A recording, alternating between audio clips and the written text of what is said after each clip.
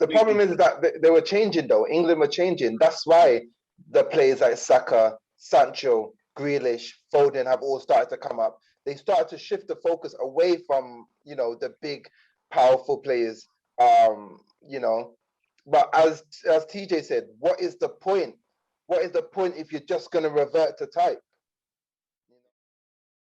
Spartans! What is your profession?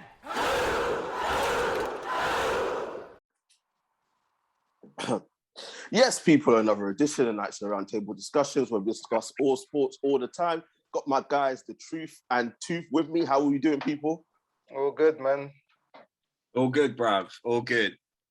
Tooth is running late. I got a schedule to keep, Tooth, man. Let's be professional around here. Bruv, listen, you're the one dressed like Skepta in 2003, fam.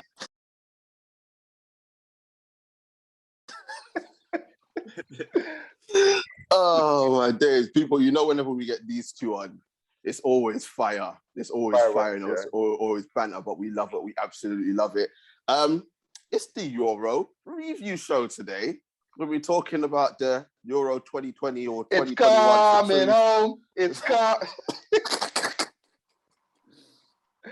Oh, bro, I can't believe I have to hear that song for another how many years. Oh, right, we're gonna have to listen to it next year all over again. I'm telling you, it's the Lethal Bizzle remix, bruv. It's like, how every year they come out with a new version of it, bruv. It's like they need to stop, fam. Oh man, we're gonna be dissecting and talking about everything to do with the Euro 2020 or 2021, as the truth like to say, final. Talking about what happened, what went wrong, and we're also going to be talking about the unsavory stuff that happened as well. But as usual, before we start, make sure to like, share, comment, and subscribe to the channel.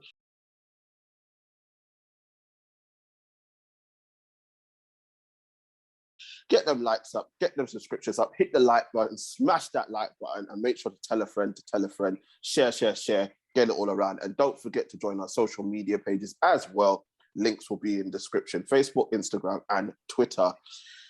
Tuferto Mancini, bruv. Listen, we did it. We did it, bruv. We did it, bruv. We did it again and again and again, fam. I told you, man, bruv. I told you, man. You didn't tell us nothing, fam. Don't what? 2 penalty shootouts, man. I don't want to hear it, man. I do not want to hear it. 2 penalty shootouts. Wackest team to win with the shittest manager.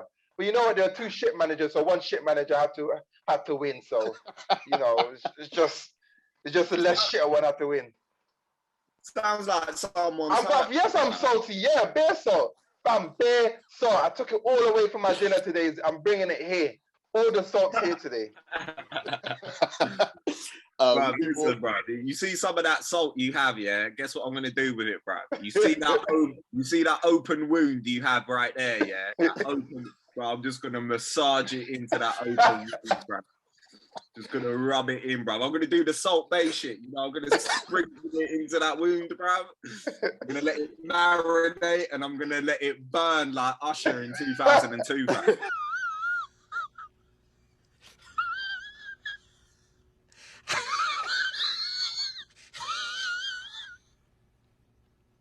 You get me, bro? Oh man, people! If you don't know, I don't understand how you wouldn't know, because we don't have anyone foreign watching us, to be honest. But it was the European Championship final, Italy versus England. Finished 1-1 in normal time. Goals from Luke Shaw in the 2nd minute, Bonucci equalising. I think it was in the 67th. Played 120 minutes, went to penalties, and Italy won 3-2 in penalties, winning the final at Wembley. Tooth, I'm going to come to you first, obviously, because Italy won. You picked them from the beginning, so I'm going to give you your flowers and give you your time to shine. There's no flowers. No flowers. You picked them from the beginning.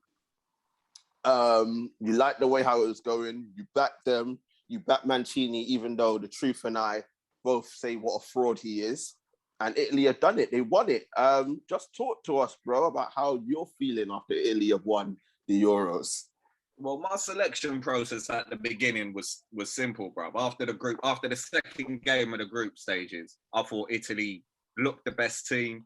in terms of going up front. They had several options. In terms of defending, they looked comfortable. When they were on the ball, they were comfortable. When they didn't have the ball, they looked comfortable. And as far as a unit and chemistry, to me, they had everything. Despite all the other teams maybe having better players and, you know, playing a more attractive style of football, having better tactics, so on and so forth. Just Italy seemed like they had the whole package. And it was sort of the safest, I wouldn't say safest place to put your money, but the most profitable place to put your money, if you get what I mean, given all of that. I think they've done an incredible job. They came into the tournament with a chip on their shoulder, obviously not qualifying for the World Cup. They went back to the drawing board, got rid of the old, brought in the new. Bro, Chiesa, what a player, bruv. That's all I can say, man. Chiesa is a fucking don, bruv. He'll be signing for Man United next season and Ole will be telling him, bruv, you know them ones there, Ole's going to tell him, just do what you've done in the Euros, bruv.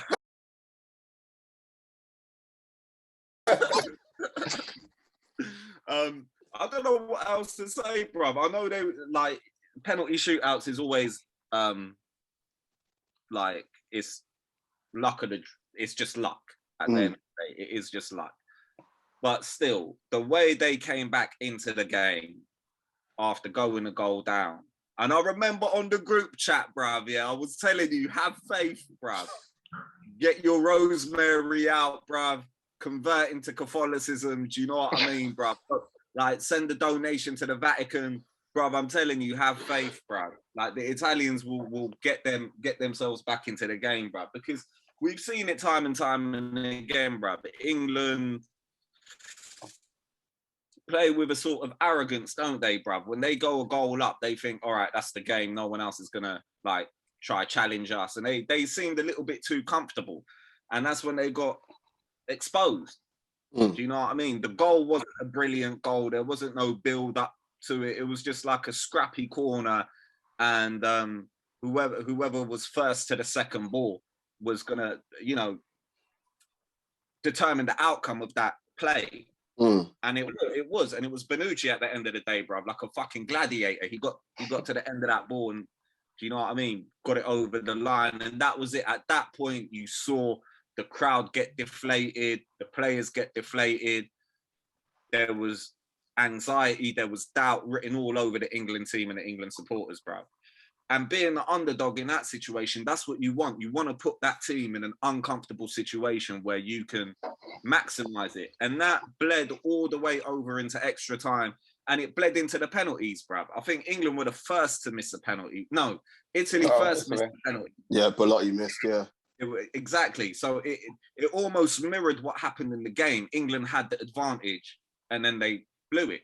Do you know what I mean? As soon as they missed their penalty, that was it. It affected the crowd, it affected the team. And unfortunately, you know, I don't even know what I'm saying, unfortunately, bro. I don't give a fuck about Saka anyway, bro. But, you know, it is what it is, man.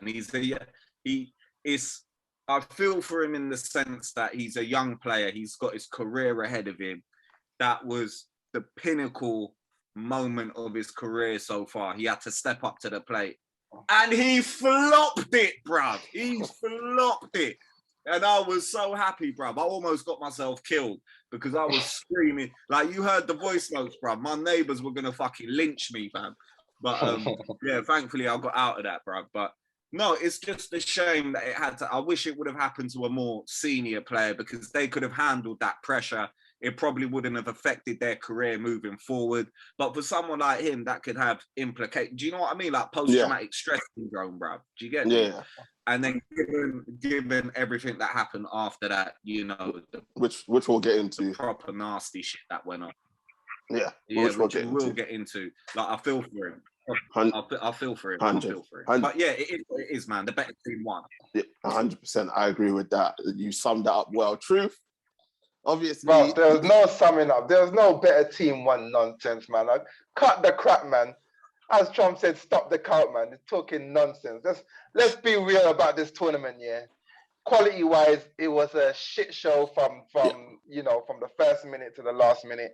A lot of negative football on show. A bunch of average players playing average football. and the best of a crap bunch won, and that was Italy at the end of the day. Let's be real. I know you picked them based on their so-called superior football. I guess you can call it that, but let's be real. They were lucky to be where they are in terms of holding that trophy, considering they won 2 penalty shootouts. Where I thought in the last 2 games, they weren't the best team. They weren't the best team against Spain. No, Spain were the better team. Yeah. I don't even think they were the best team against England. Oh, yeah, they were.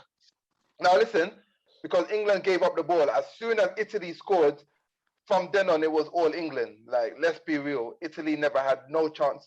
Even before that, Italy, think about a chance Italy. Can you tell me a chance Italy had, over the actual 90 minutes? The Chiesa chance that Pickford saved. Yeah, the one where he's coming on 1-on-1. But even that was more than hard to expect Pickford because the angle didn't suit him. And the Chiesa shot halfway through the first half. Yeah. Outside the box. Again, nothing real. I think you're being a bit too harsh, bruv. I think you're being I'm being harsh because the way I see it, Italy had the ball, but they didn't do much with it. But they did score, so it was pressure. So I give them that. They were doing pressure. But after they scored, they went into a show, and it was literally all England doing the pressuring. So in terms of final, if you want to say best team won, I can't say that because they're both equally as crap as one another. They literally even the penalty shootout was bad. That was awful. 5 penalties were missed. Oh my gosh. But are you factoring into because these are some of the things we spoke about on the group, things that we can measure. Things that we can measure, like how they play their football, who's a good player, things that we know. Do you know what I mean? But are we factoring to the things? Are we factoring into that things that we don't know? For example, the pressure the players were under that atmosphere. The confidence. It's true. I'll give you that. Do you know what I mean? The confidence that England were going into that game, knowing that they got through to the finals, albeit through the easy side of the draw. But they're in a final now. They're at home. They've got all this momentum with them and all this confidence going into the final. Because let's keep it real. As much as it hates me to say this, I have to give Southgate some credit for keeping that England team grounded. Do you know what I mean? They didn't have the same sort of arrogance as England teams before. Do you know what I mean? I kind of wish they did, because if they had that arrogance, they would have gone into that final and probably put Italy to the sword, because what I saw in the final was an Italy team that was there for the taking. But because I think, for me, that early goal was a gift. Because think about it, when you're playing 7 defensive players, you're not there to score goals. So that early goal was a gift. For me, after they got into halftime, not even a brave manager, a good manager would have said, you know what, we cannot keep allowing Italy to come onto us.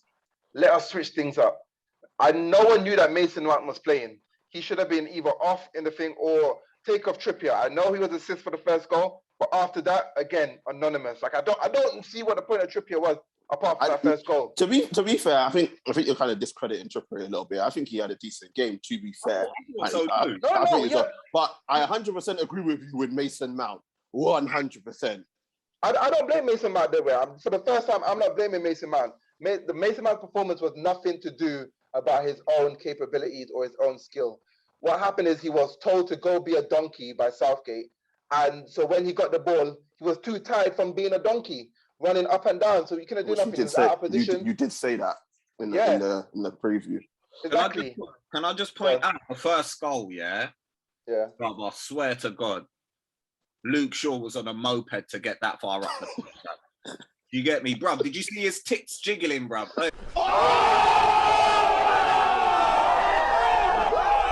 Hey, bruv, that shirt was a bit too tight, bruv. You know what I mean? That shirt was a bit too tight, bruv. He got an Uber to get that far up the pitch, bruv. I've never seen this guy run, bruv.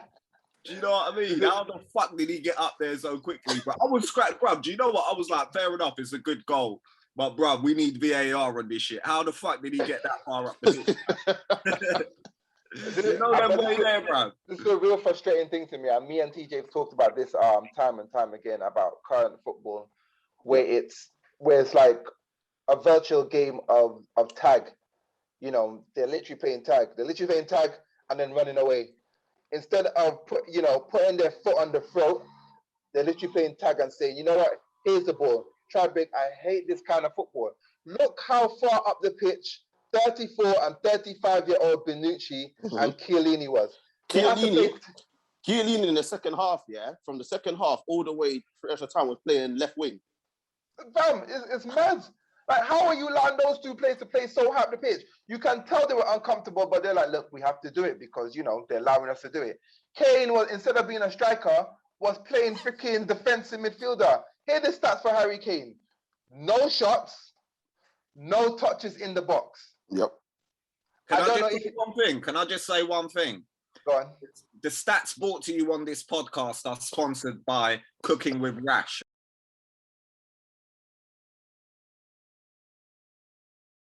All right. Our regular stat man. Shout out Cooking with Rash, bruv. Shout out Cooking with Rash, bruv. Proper. Yeah. Sorry, bruv. I just had to sneak that in there, bruv. Nah, fair enough. No, but like, those are damning stats for a striker. How do you not have one shot or one touch in the box? I don't know if he was scared of Chiellini. I don't know if Chiellini put the fear of the mafia into him after what he said about Tottenham. But, he never got one touch in the box or a shot. I don't know. That must be. I don't think he must have come close to Chiellini that day. He must have been scared. Now, do you know what it is? In the first half, Sugarcane, because he was dropping short, was getting a little bit of joy because obviously Chiellini and Bonucci weren't following him, and Jorginho's not a defensive midfielder. But bro, as soon as in the second half, Sugarcane went next to Chiellini and Bonucci, that was it. He never had nothing because they just bullied him. They bullied him for the whole time. So I 100% get what you're saying about Sugarcane being absolutely anonymous. But again, I can't blame Kane, Con. Speaking of bullying, bruv, you have to, listen, that scorpion meme, bruv, you have to play it, bruv. Because what my man did to Saka, bruv. Get over here! Hey. Get over here! I think that should have been a red, though. No. It's play on. No. Because as a referee, we're not talking about a pull on the shirt, the fact at the bottom of the shirt. I'm talking he grabbed his collar. That could have freaking beheaded the man, giving him whiplash, giving him a broken neck. That was serious, dangerous play. He should have been red carded. I'm sorry. But that's the thing, bruv. In a final like that, it's so tough to pull out a red card. It reminded me of when Luke de Jong went and done a fucking... Nigel de Jong. Nigel de Jong. Yeah, that's it. Karate kick to Xabi Alonso. Alonso, yeah. Man six studied him in his chest, fam. Oh, my... Fam. Hey. Bruv. Hey, that was UFC before UFC. Bro, fuck that. That was a 619, bro. You know them way there, bro. Man done the 619 on fucking Hey, Alonso, do you see Alonso put up his tie? He had 6 dots on his chest. He's like, oh my, he's got those tags for life. Oh, listen. But yeah. Truth, you said Italy didn't really deserve it. Like, if I look at the stats, obviously, 19 shots, 66% possession, 820 passes compared to England's 6 shots, 34% possession, 426 passes. I 100% get what you're saying. When Italy had the ball, they wasn't doing much, but it looks like they were just running England's legs into the ground. It's a fair tactic, to be honest. Like, if I'm not going to be harsh, it's a fair tactic where the pressure, just like boxing, pressure will tell. And eventually, especially when a team like England, and we saw it, I said it for the whole group throughout the match. Yeah. I said you cannot keep on chasing. Players like Mason Mount and Harry Kane became ineffective. Sterling became ineffective, and England were no longer a threat on goal until they made the change. And this is why I said at halftime they should have made the changes. Grealish should have come on. Saka should have come on at halftime, because if that change happened, guess what? Italy are not 10 yards further up the pitch. Yep. In fact, they're going to be scared to daylight of having Grealish and Saka, Sterling running in behind them. I said this. But it was too late. Yeah, and speaking of too late, I'd like to say this, just to jump in real quickly. If they had, and this is a genuine question, bro, if they had done that, right, if they had brought on more attacking-minded players, wouldn't that have then left them weaker defensively and allowed Italy more sort of. Because let's keep it real, bruv. Jorginho was pulling all the strings in that game, bruv. Do you know what I mean? Everything you just described of Italy keeping the ball and moving it around, bruv, Jorginho was the fucking puppet master. And not only that, bruv, he was cleaning up every time. Like before it even got to Chiellini and Bellucci, he was the one that was cleaning it up before it even got to the back line. Would that have affected England in terms of leaving them more vulnerable for then Italy to get in behind? Because we know Southgate's tactics, you know, playing Harry Kane as a defensive midfielder, bro. Do you know what I mean? If they had brought on those attacking players, I'm not convinced that would have made, it might have, but I think Italy would have exposed the fact that England are trying to get up the pitch, higher up the pitch. For me, there was only one result playing the way that England were playing was going to lead to, and that was a goal, because the pressure was just starting to tell. Italy, as you said, Jorginho started pulling the strings. The one way to counteract that is by giving Italy something to think about going backwards. England only played 2 attacking players, Harry Kane and Sterling, and Harry Kane can pass, but then he's passing to who? Sterling, who's being marked by how many people? Italy have the ball in comfortable positions. So those players would have given Italy a lot more to think about. And the problem is, when you're playing 7 defensive players, automatically the other team doesn't have to think about what to do. They're literally going to say, we're going to be further up the pitch. There's nothing to worry about. And yes, it would have been a risk, but at the end of the day, Immobile wasn't really doing anything. Oh, he was awful. Italy had to score from Chiesa. For me, I was only scared of Chiesa. Insigne was flittering in and out, didn't really have much time. So he's in and out the game. But Immobile was like, Insigne was so frustrating to watch, bruv. He's got everything other than the finish, bruv. Yeah, so I wasn't really worried about that. And if you gave away the goal, so be it. Let it become an attacking game. Let it become an end-to-end game. Because as the younger team, England have the legs. They've got the legs. They've got the speed. Let it become end-to-end. But Southgate being the guy that he is. Knighted. I don't know why you're dissing him. Your boy's getting knighted, fam. No. All Gunnar Southgate. Ollie, let's talk about Ollie Gunnar South. No, anyway, you don't get me saying today. Bottlegate. Let's talk about Bottlegate. Yeah. Fraud. Because the fraudulent behaviour is really pissing me off, right? Because when you look at England's Euros, apart from the Ukraine game, England really didn't do nothing. Everyone was talking about. I thought the Germany performance was good. It was all right. But when I hear people talking about, England were playing free-flowing football. No, they were so good. They created so many chances. I'm like, Regin, are we watching the same rascal team? Because the Croatia game was boring. They should have lost to Scotland. Yeah. Czech Republic game doesn't really count. Germany game, all right, cool. Ukraine, I mean, I'll let Tooth talk. Tooth already talked about the Ukraine game. We're not going to go. And then the Denmark one, they get a lucky penalty.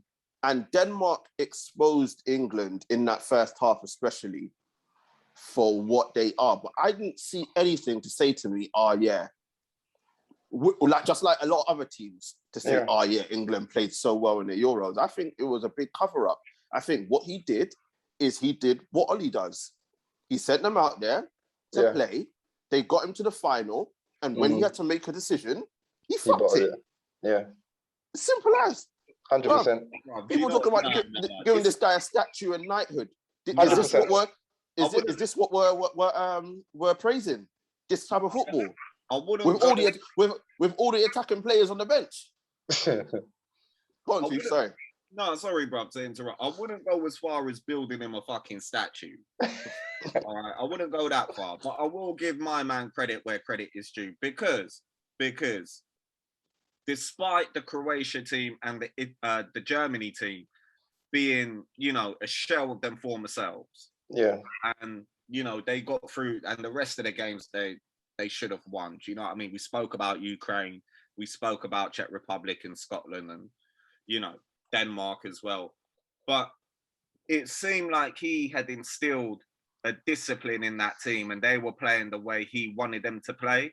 They were playing the way he wanted them to play, and they never they never really explored the realms outside of that. They never experimented outside of that. So I'll give him credit to like sticking. Whereas with Ollie, like we've said before, it's like, bruv, go out there and play. Like, I feel like Southgate had a game plan. He had his strat. It's like, bruv, you know, like we were speaking about boxing, yeah? The best way I can put it is like Bernard Hopkins, bruv. You knew when you were fighting Bernard Hopkins, it was going to be a problem. My man is defensively sound, and he's just going to pick you apart. It may be a boring fight, but he's going to show so much discipline. He's not going to engage in like a brawl. England didn't engage in any games where it was like back and forth football, end-to-end stuff. Do you know what I mean? They stuck to their game plan throughout the whole tournament. So that's where I would give him credit. Fair enough. He did have his game plan, and he did stick to it throughout the whole thing. But that's as far as I go. That's as far as I go. But Tooth, the issue is that when it came to, and it's a problem that England had for years. This isn't a Southgate, a Bottlegate problem. Yeah. When it came to the time where they had to step up, when it came to the time to take the ball and brave, like the Spanish did in 2008, 10 and 12, like France did a couple of years ago in the World Cup, where you have to keep the ball. England in this country have a problem with keeping the football. And Italy knew that. Italy knew that, and they exploited it. And then Bottlegate didn't know what to do. Right, and the thing is that we're all saying, we all said it in the group chat, Truth, when we were panicking, I was saying it. I was like, if this guy, I said in the 65th minute, if this guy brings on Rashford and Grealish, this game's over because the legs are going to kill them. So my whole thing is that when you're such a defensive coach and you want to do everything based on the counter-attack, surely bringing on Rashford and Grealish or Jaden would have been the simplest option to try and get you, A, up the pitch, but B, actually try and let you win the game. Truth, is that, am I lying? No, it's true, 100%. As I think you're both right, too. You're right in saying that, yes, having England just stick to that game plan, having that discipline was good. But then in terms of being too rigid to that game plan, this is where you make your money. Yeah, this is where you make your money as a manager and as a coach. It comes up to changing things. And for me, for everyone else, it's like for the rest of the country, it was simple about what to do. You do not want to leave that game having regrets. I know he's going to be having regrets. If only I did this. If they went out, Italy blew them apart, and your boys went out and gave everything, lost 3-2 or whatever, then so be it. But losing in the way that they did, with there's so many questions asked, if only he did this, only that. As I said, it's not like this Italy team was prime Spain or prime Germany. For me, this Italy team was there for the taking. They were there for the taking. Their knockouts game, apart from the Belgian game, were very close. Austria, extra time. Austria had some good chances as well. Spain, they weren't the better side. You know, even the final. So it's not this Italy team was overpowering, overbearing. They were there for the taking, and they're gonna have regrets. And the one thing I won't forgive Southgate for, as a football coach, what message is he sending to the young players, youth footballers out there, the creative players, making Grealish play off the bench? Imagine Zidane coming off the bench and the coach saying, Zidane, oh, you got 30 minutes to go win me a game. Shut up, man. Bro, he wasn't even getting 30 minutes, bro. Exactly. Saka, dropping Saka. Ever since he's coming, he's been one of England's best players. Dropping Saka for a defender.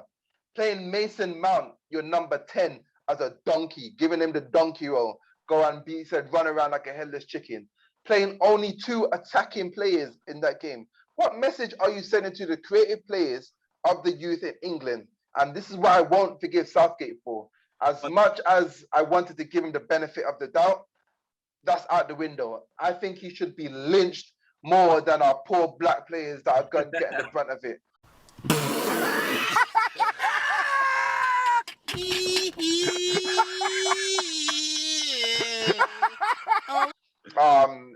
Southgate was black, he would be out of this country. Oh my days! If Southgate was They John would've- Barnes they and he made that would've decision, murdered him. it would have been finished. For the amount of times I've been censored on this podcast, bruv, I think Truth deserves his first censorship, bruv. You know that one there where we cut this shit out. No, it's true. Like, I'm speaking that if Southgate was flipping, you know, Tyrone Williams or something, he would have been the first one being lynched instead of these poor black players. He wouldn't have left the stadium.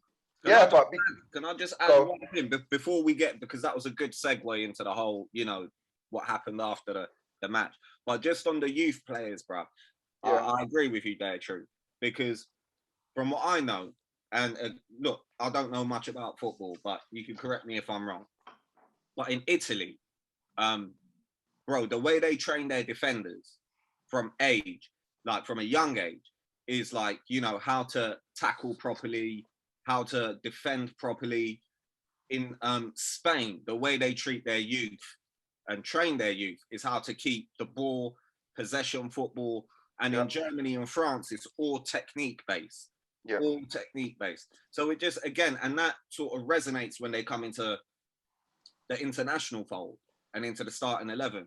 And in England, you're right. It's all about that sort of hard-nosed, defensive-minded, not promoting the sort of creative players, not getting them out there, not letting them shine. It's very like Michael Carrick-esque, isn't it, bro? Back into the side football, back into the side football. So, yeah, I do agree. It's a grassroots problem where in the other countries, like I said, you can see it in the way they play internationally. Like those defenders, you know, those Italian defenders know every trick in the book. From Marco Materazzi getting into Zidane's head to Chiellini fucking treating Saka like a disobedient pit bull, bruv. Like, you know, they know every trick in the book. Yeah, for sure. And in Spain, we know they know how to keep the ball with 99% possession. In France and in Germany, we've seen quality players with technique. Like if you go through some of their greatest players in France and Germany, it's all techers, bruv. It's all techers. Whereas in England, like who? Do you know what I mean? Like, bruv. But True, this is the issue. England are now, I mean, they're way behind everyone else, but we now, well, not we, because I couldn't give a shit. I was celebrating, bro. I took my vest off and my string vest off and everything, chucking it, swinging it around, bro. Bro, I was singing "It's Not Coming Home Again," bro. But in England, they developed the technical players right now. So my whole thing is that they've now got technical players, the Sanchos, the Grealish, the Fodens, right? And they're not being used. So you're still reverting back to type, where it's like hard work. Yep. And you're not rewarding your technical players and getting them on the ball, which is why you had that after you scored, 10 minutes after you scored, it was all hands to the pump. Like, if you think about it, Italy had 19 shots. England has 6. Only 2 on target. 1 was the goal, and I can't remember what the other one was. Do you know what I mean? So my whole thing is that in a 34% possession, how do you expect to win a football match with these numbers? And it's not just this game. You can go to so many other games. So until you start trusting your technical footballers, what's the point in... Remember when everyone was like, we want to follow the German model and what they've done. And then everyone's like, let me follow the France model. What's the point of following all these models if you're just going to revert back to time? It doesn't make no sense. And as the Truth said, what does that say for all the young players coming up? I have to be a system player. All I need to do is run like a donkey and defend and just be another Jordan Henderson to get anywhere. I can't be a Jack Grealish. I can't be a Sancho. I can't express myself. And that don't make no sense. Bruv, I agree completely. And that was my point exactly. Whereas the tradition in England is like, you have to be that mold. You have to be of that mold. Whereas all these other countries which have had success, do you know what I mean? And you've even alluded to it yourself. Like, look at their model, the kind of players they bring up. The problem is that they were changing, though. England were changing. That's why the players like Saka, Sancho, Grealish, Foden have all started to come up. They started to shift the focus away from, the big, powerful players, But as TJ said, what is the point? What is the point if you're just going to revert to type? You know, so Yeah. It's a mad one. It's a mad one. We've got to move on. I know, Truth, you're running out of time, but I just want to get you on this quickly. Obviously, we saw what happened after the game. The three guys in my background missing penalties, and obviously England didn't win the Euros because of that. And we all knew it. What did we say? What did we say? Straight away in the group after Tooth and I, after we finished celebrating. The first thing I said after we finished celebrating, what's going to happen to Rashford, Sancho, and Saka now? They're going to be literally wanting to burn them down to the ground. And what happened? That's exactly what happened. Got the racist abuse online, videos, some unsavory stuff, videos, all sorts that obviously we've shared to one another. Then we had Boris, these three women came out with a petition to get racist banned from football games. Then Boris came out. Boris comes out chatting shit because no one believes in, saying, "Oh yeah, we're going to ban all the racists." Don't know how you're going to do that, and saying that they're going to tax the social media companies 10% of their revenue if they don't do more to tackle the racism online and blah blah blah and this, that, and the other. Truth. You and I with Mr. KA and Tooth, I think Tooth was on one of them as well. We've had this conversation so many times. We've said the same thing so many times. We're just going around in circles, right? Everyone says, "Oh yeah, change is happening," but we know it's not happening, bro. What is the point of these players, and not just them? Because if it was Kyle Walker, if it was Calvin Phillips, if it was Calvin Lewin, any of these guys, that would be the same thing. What is the point in these guys putting on the England shirt if they know any time they cost them a result, this is going to be the outcome? What's the point? But first of all, let me begin by thinking my resignation supporting this England team anymore. Because I thought this was the best England team to get behind in terms of the characters. Yeah. You know, in there, a likable bunch. Not really any egos, you would say, like, you know, previous teams that had, you know, your Lampard, Gerrard, Rooney's. Like, you could tell they all pull in one direction. So they were an easy team to get behind. And I was supporting them. But I do not want to see England successful while there is the huge swell, not even huge swell, the institutional racism that is still embedded in this country. I do not want to see success for this England team because the same people that I would be celebrating with are the racists and these bigots, and I do not want to be on the same side as them. So that is me done with the English side, first and foremost. Secondly, it's a thing where it's like, so you had this reaction, this racist reaction, which we all, as we said, we all expected. And then you hear these pathetic, soft type of things like ban them from football games. Who cares? Who cares about them going football matches? If I am homophobic against someone on the streets, guess what's happening to me? Bro, I'm in jail. It's an offense. Jail. So why are these guys, first of all, not being made an example of? Okay. And trust me, there's been 4 arrests. I don't think any of them been prosecuted. No. I don't think any of them are going to get prosecuted. They're probably going to get a fine. All that's happened is that a couple of them have lost their jobs. That's it. Yeah, that's it. All of them need to be accounted for. And it's so easy. The thing that you said about Boris Johnson for the social media companies, it's the same thing again. Oh, if these tweets are not, or these whatever are not taken down, you're going to get fined. Forget that. Let this anonymity go. Stop letting these people be anonymous. Get their details out there. So more of them could get fired. So more of them could be out there. So they'd be walking the streets and the people will point and be, oh, look at that racist over there. You know, that's the person there. How could a guy be so comfortable coming on video, making those comments? Because he must feel safe. He must feel safe. And I don't even think he's a London guy, because if you're in London, you know, you wouldn't feel brave saying that. No, apparently that, you know, that one that I sent you lot. Yeah, yeah. Apparently next day, the man them rolled up to his house still. they rolled up to his work. I think they rolled up to his workplace. They rolled up to his workplace. Good, and, good. That's the only reason why he got fired, because they all rolled up to his workplace.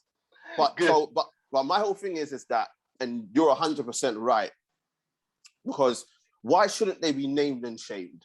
Yeah. Why shouldn't we know what's going on? Why shouldn't it just be treated as a crime? Why not? What? Because they're behind the screen, that it shouldn't be treated as a crime? Like, it don't make no sense, bro. It doesn't make any fucking sense, bro. And everyone's like to me, oh, why don't you support England? You were born here. This, that, and the other, blah, blah, blah, blah. Listen, this is one of the biggest reasons why I don't. Because I know for a fact, right, that they don't love us. We're there for a job. It's a job for us to do. So if we do well as people of color for them, it's like, all right, cool, that benefits me. But as soon as we do something wrong, it's like, go back to where you were. So why should I support that? When knowing that you lot don't love me, you lot don't want me, it's just a job.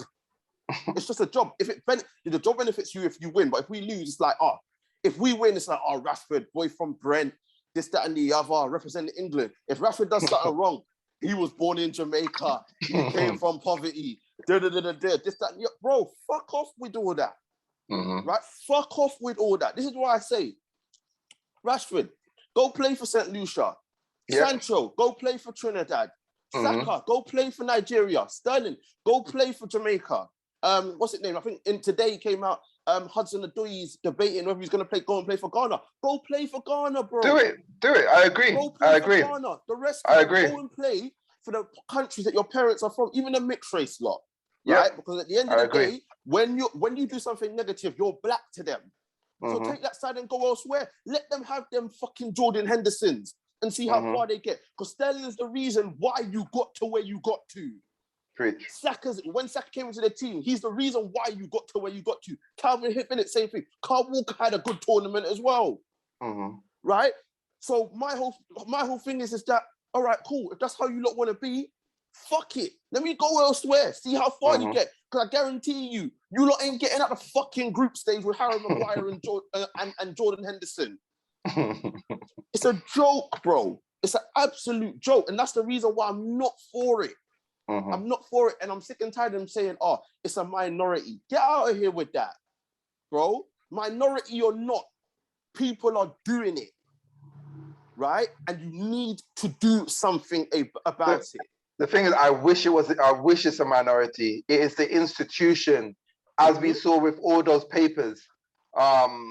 You know, when they put Harry Kane as the White Knight, even though Sterling in that game against Denmark was fantastic, was the one that forced the own goal, along with Saka, was the one that won the penalty. You know, but Harry Kane is a White Knight. The Germany game as well. Yeah. The Germany game as well.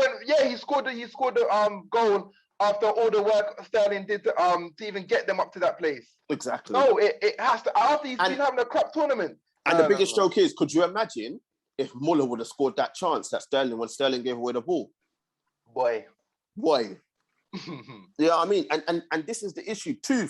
Obviously, like, let's bring your perspective in, because you're ethnic minority just like the rest of us, bro. Bro, like, how ridiculous is this in this day and age, 2021, like, with all the algorithms that are out there, all the, like, bruv, like, we're living in the Big Brother world right now. And you're telling me that these social media companies can't find these racists online. Bro, it's got to be a case of they just don't care. No, of course, bruv.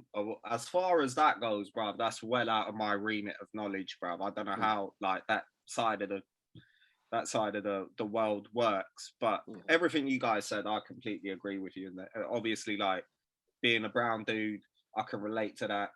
What you were saying about, you know, they love you when the chips are up, but when the chips are down, bro, you're walking the plank, fam. And Ozil and Benzema said the same thing about how they were treated in France and Germany. You know what I mean? It's the same thing. So being an ethnic minority, brother, of course you have this expectation of, you know, oh, we adopted you in this first world country, gave you all your opportunities for your family to work and make a good life. So yeah, you're kind of in debt to us. Do you know what I mean? But if you fuck up, then it's like, oh, look at all those ethnic minorities invading our fucking country. And do you know what I mean? It's the same old story, bruv. And it's just a fucking joke, bruv. And yeah, with that whole situation, man, is again, how much can you say it's a minority? Do you know what I mean? Because a lot of people are going to go to bed and nothing, like, you know, they're just going to go to bed and sleep at night. It's not going to affect them. Whereas people like us, you know, we're waking up dealing with the repercussions of it on a daily basis. This is what we've been saying for a long time. And at the end of the day, it is a losing battle, bruv. It is a loser. We're never going to win this. We're never going to change this. There's more of them than there are of us. And I completely agree, bruv. Go and play for Jamaica. Go and play for Ghana. Go and play for Nigeria. Go play for Iran. Go play for fucking Algeria. Go play for them, bruv. They don't want, like, those countries are going to love you more. Message. For playing for them. That's the joke. Exactly. That's the biggest joke. Facts. Facts. And hear this, bruv. To end it on a light note, yeah. Bruv, England are never going to win shit anyway. They've never won. They're never going to win shit. So if you do go play for fucking Kazakhstan, bruv, you got the same chance of winning something as England. Oh, no. No, no, no, no, no, no, no. Oh, no. That's a good one. Oh, I love that. I love that, Tooth. I love that. But nah, do you know what it is? Bruv, it's frustrating. It's annoying. But we all grown up with this, right? And it's a thing where I think the thing that irritates me the most is that to this day they just act like it's not a problem, and it's never been a problem, and it's always going to be a problem. When we're gone, it's going to be a problem for our young ones. You know what I mean? When they get to our age, it's just a revolving door, it's a revolving cycle. But the problem is that obviously now it's in football, it's in the public eye. And we're seeing it with our own eyes on TV. Social media companies are saying, we don't care. We don't care. You can manipulate and formulate your social media websites to go in about Corona and all that, but you can't do it to stop racist tweets being put out there. That don't make no sense, bro. That basically says to me that you don't care. And as the truth and I have said, the whole taking the knee thing is a gimmick. It don't mean nothing. It's a joke. I know people want to get behind it and say, "Oh yeah, it's putting it out there," but it's putting it out there and doing what? You've been doing this for how long? And what's changed? Absolutely nothing. Absolutely nothing, because it's not affecting nobody. You even got that idiot Preeti Patel, bruv. Oh my days, bruv. I don't think I've hated anyone so much in my life. saying it's gesture politics, but then saying, "Oh yeah, I can't believe that this is happening to the players." And then you got Boris saying this woman's grown up with racism and bigotry all her life. Get the fuck out of here, bruv. Like, her own people can't stand her. Her own people can't stand her. So where you going with that, bro? That don't make no sense. So it from the top all the way to the bottom, and it's never going to change, because as long as the people at the top are just like, you know what, that's a poor people problem, it's got nothing to do with us, then it's going to continue. And as the truth and I said, people, we're not going to go through it again, but the truth and I said this so many times, until you hit these companies in their pockets, nothing's going to change. So as we've said it, and we'll say it again, all the people of color, all them players, come off social media, fuck their money, and then you'll see change. It's the only way it's going to happen. What's the point in being on something and supporting something, and when you need help, nothing happens? What's the point? It don't make no sense. So come off it, mess up their money, and then you'll see how quickly things change. It's as simple as that. We got that out of the way. Finally, right, before we go, Truth, Bottlegate came out and said he wants to do the World Cup next year in Qatar. And then they're talking about giving him a new deal. my whole thing is that you had a tournament in your country, basically, yeah? Everything was in your favor, right? You played one game away from home, and that was in Rome, which most of them players we used to going to play in Champions League football, right? And then you're going to go to Qatar, and I can't remember where the other championships are after that. But realistically, bro, because people are talking about England next year, yeah, we got to the semi-final, we got to the final, so next year we're going to win it. I don't know, you're going to win it in Qatar when it's going to be like 55 degrees. Please tell me. Chasing the ball, yeah, giving up 60% possession, never. I don't know. Me working there is hard for me to say it, but I don't think he deserves to stay another day. Just get someone in that likes to play football. I don't even care if they're not successful. Just get someone in there that's gonna play your. You know what? I was so disappointed. I know during the time didn't really say it. I was so disappointed that I didn't get to see more Grealish, more Sancho, more Foden, Calvert-Lewin. I would love to see him on the big stage. Probably go 4-4-2. You know, I would love to see. I know he didn't go there, but your Bamfords, Lingard, you know, Messi, players that give you something different. You know, I really miss seeing that, and I feel really disappointed that these guys, even Rashford, I miss just seeing him have some grass to run into. I'm not talking about seeing him play. I just miss him having him there playing at least some expansive stuff. At least I know that he's going to be attacking, not Harry Kane dropping into the flipping centre back role trying to distribute passes like freaking prime Yap Stam or something.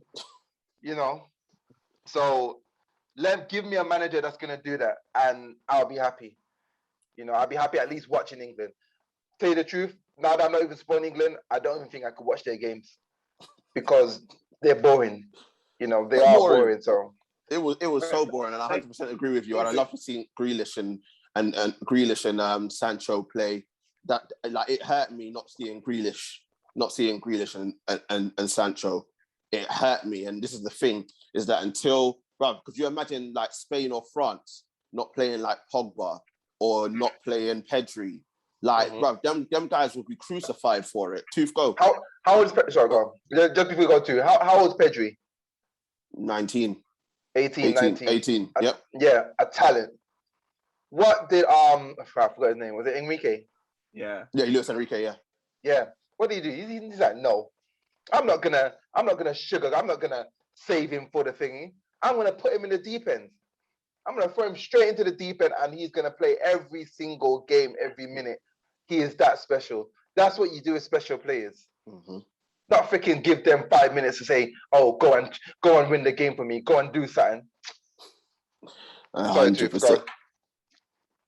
Yeah, bro. I was just gonna say, like, that little war cry from the truth. Look, Sam Allardyce, if you're watching, bro. Hey, I'm not gonna lie.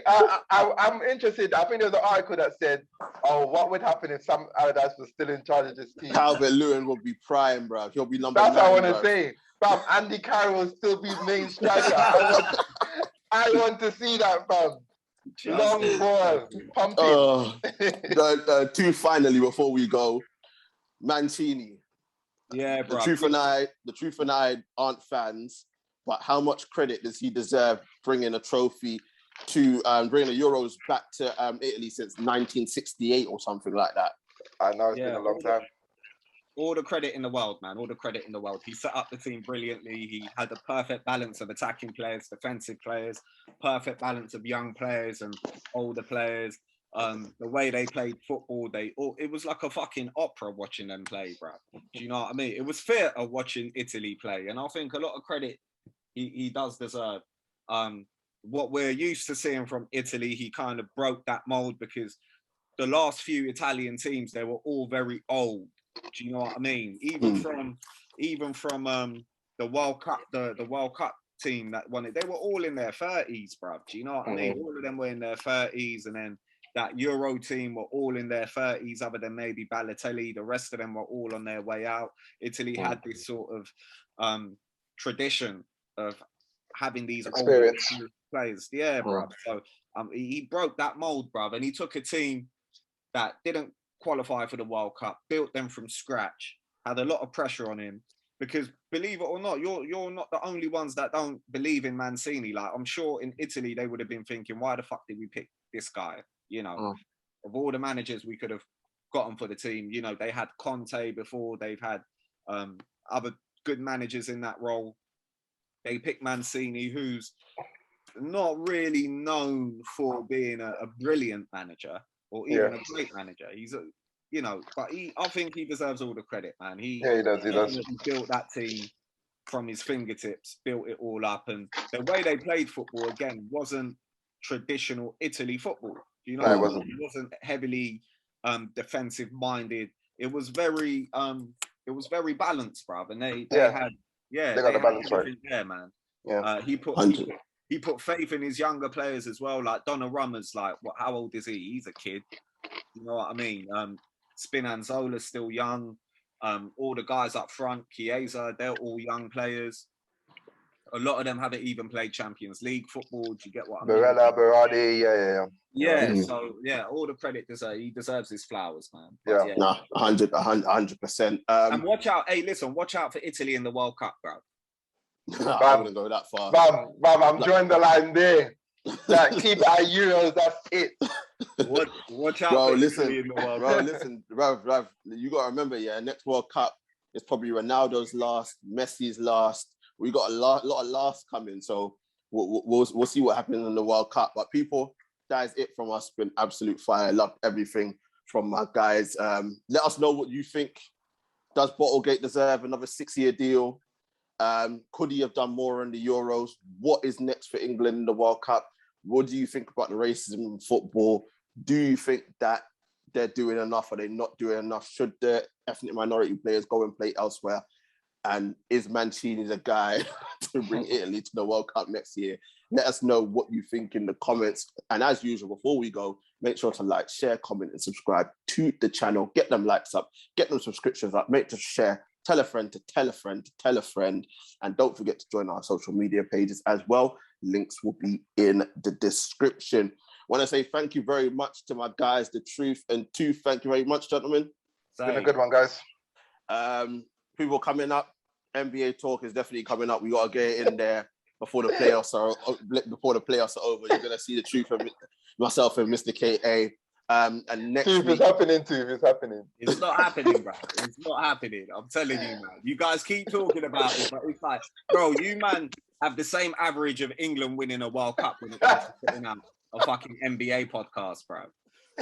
Oh, man. And 100% next week, because football's going in the back burner for now, because we've got so much stuff coming up. But 100% next week, we will have our preview for the Olympics. That'll be coming out, and NBA talk, and we got to talk tennis as well. So much more content coming out there, people. And we've also got our stuff that's not sport related coming up, because we need to get 1 or 2 of them in before the football season starts in a month's time. But people, thank you very much, as we on Monday get this so-called Freedom Day back. Everything's going to be opening up, but people, just make sure you still stay safe, and don't worry. Seeing as Freedom Day is coming up, you are going to get us all in the same room at some point before the end of the year. But people, stay safe out there, and we shall see you very, very soon. Peace.